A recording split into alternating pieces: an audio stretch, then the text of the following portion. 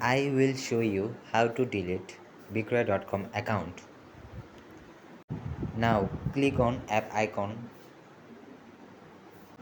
Now click on account. Click on setting. Go down slowly.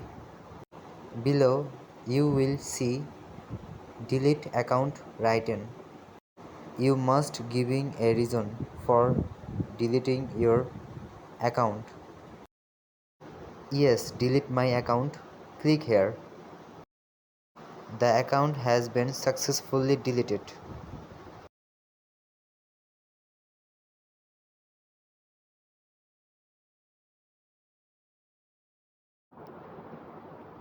I uninstalled the app.